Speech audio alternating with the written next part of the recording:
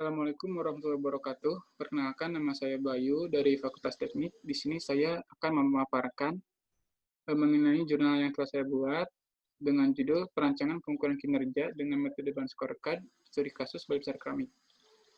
Balai Besar Keramik adalah unit pelaksana teknis di bawah Badan Penelitian dan Pengembangan Industri, Kementerian Perindustrian yang didirikan pada tahun 1922 yang memiliki beberapa layanan jasa diantaranya yaitu layanan litbang, pengujian, pelatihan, sertifikasi, standarisasi, konsultasi, kalibrasi, dan jasa rekayasa.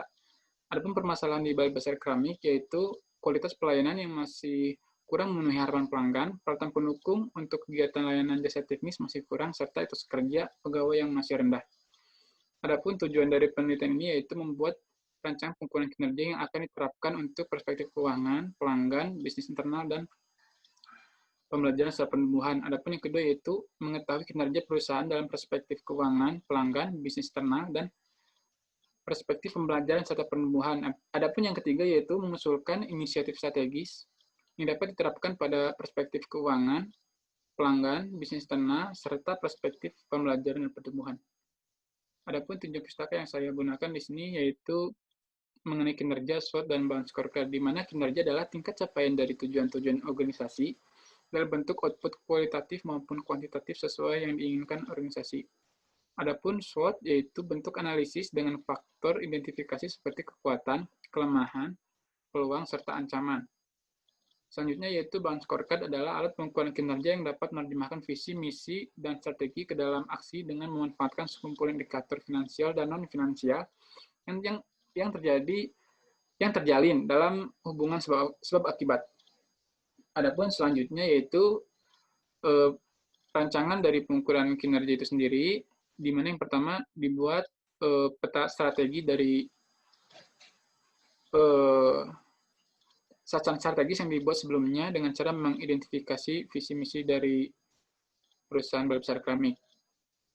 Adapun selanjutnya yaitu yang ditampilkan adalah peta strategis dari bagian SDM. Selanjutnya yaitu penentuan KPI, formulasi, serta OIC dari tiap perspektif, di mana yang ditampilkan pada saat ini yaitu dari perspektif keuangan serta pelanggan. Adapun selanjutnya yang ditampilkan pada slide ini yaitu lanjutan dari perspektif pelanggan serta dari perspektif proses bisnis internal. Adapun selanjutnya yaitu dari perspektif pembelajaran dan pertumbuhan.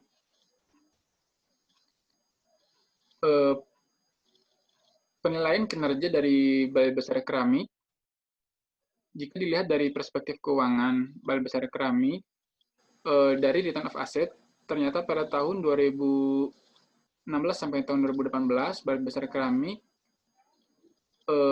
memiliki return of asset kurang dari 7%, maka dapat disimpulkan buruk. Adapun jika dilihat dari perspektif pelanggan, mengenai persentase pelanggan baru pada tahun 2016 sampai dengan tahun 2017 terjadi penurunan persentase pelanggan baru sehingga dapat dinilai buruk. Adapun pada tahun 2017 sampai dengan tahun 2018 mengalami peningkatan sehingga dapat dinilai baik. Adapun dilihat dari persentase retensi pelanggan pada tahun 2016 sampai dengan tahun 2017 terjadi peningkatan sehingga dapat dinilai buruk. Sedangkan pada tahun 2017 sampai dengan tahun 2016 mengalami penurunan sehingga dapat dinilai baik. Adapun selanjutnya dilihat dari perspektif proses bisnis internal mengenai sarana dan prasarana teknologi keramik, bahwa Balai Besar Keramik pada tahun 2016 sampai dengan tahun 2017 mengalami peningkatan jumlah sarana dan prasarana teknologi keramik sehingga dapat dinilai baik. Adapun selanjutnya pada tahun 2017 sampai dengan tahun 2016 mengalami penurunan sehingga dapat dinilai buruk. Adapun jika dilihat dari jumlah litbang teknologi keramik yang dikembangkan, terjadi peningkatan jumlah litbang teknologi keramik yang dikembangkan pada tahun 2016 sampai dengan tahun 2017 sehingga dapat dinilai baik. Akan tapi terjadi penurunan pada tahun 2017 sampai dengan tahun 2018 sehingga dapat nilai buruk. Selanjutnya dilihat dari presentasi keluhan pelanggan bahwa pada tahun 2016 sampai dengan tahun 2017 terjadi peningkatan presentasi keluhan pelanggan sehingga dapat nilai buruk. Adapun pada tahun 2017 sampai dengan tahun 2016 terjadi penurunan presentasi keluhan pelanggan sehingga dapat dinilai baik. Lihat dari perspektif pembelajaran pertumbuhan mengenai tingkat produktivitas karyawan, tingkat produktivitas karyawan di Balai Besar Keramik dapat nilai baik karena pada tahun 2016 sampai dengan tahun 2018 terjadi peningkatan. Adapun eh, selanjutnya dilihat dari indeks kepuasan karyawan, Balai Besar Keramik pada tahun 2016 sampai dengan tahun 2017 mengalami peningkatan sehingga dapat nilai baik. Sedangkan pada tahun 2017 sampai dengan tahun 2018 mengalami penurunan sehingga dapat nilai buruk. Adapun mengenai presentasi pegawai yang mengikuti pelatihan, nilai buruk karena mengalami penurunan pada tahun 2016 sampai dengan tahun 2018. Selanjutnya yaitu menentukan inisiatif strategis dari setiap perspektif, dimulai dari keuangan, pelanggan, proses bisnis internal, serta penunjang pertumbuhan yang dapat dilihat pada slide ini. Setelah itu dapat disimpulkan yang pertama yaitu pertanyaan kinerja Balai Besar Keramik dengan menggunakan metode bahan scorecard dilakukan dengan pembuatan peta strategis di mana pada peta strategis dapat dilihat hubungan antar sasaran strategis, perspektif keuangan, pelanggan, proses bisnis internal, serta perspektif pembelajaran pertumbuhan. Tahap selanjutnya yaitu penentuan KPI, formulasi, dan OIC.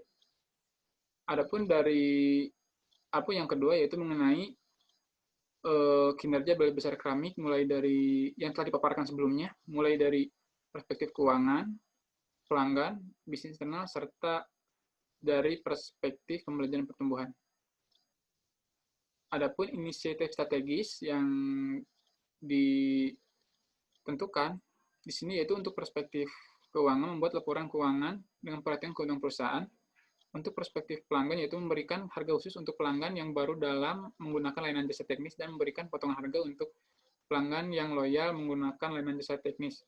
Untuk perspektif bisnis internal yaitu melakukan perbaikan dan perawatan peralatan layanan jasa teknis serta membeli peralatan penunjang layanan jasa teknis dengan teknologi yang sesuai dengan pengembangan kebutuhan pelanggan. Selanjutnya membuat inovasi tentang pelatihan industri keramik yang ramah lingkungan. Serta selanjutnya yaitu membuat laporan mengenai keluhan pelanggan serta cara untuk mengatasi keluhan pelanggan setiap triwulan. Adapun dari perspektif pembelajaran pertumbuhan yaitu membuat database dari setiap divisi yang dapat diakses oleh setiap pegawai. Selanjutnya yaitu memberi insentif kepada setiap pegawai yang berprestasi dan mengadakan pelatihan yang menarik bagi pegawai dengan menyediakan konsumsi bagi pegawai. Sekian pemaparan tentang dari jurnal yang saya buat. Terima kasih. Wassalamualaikum warahmatullahi wabarakatuh.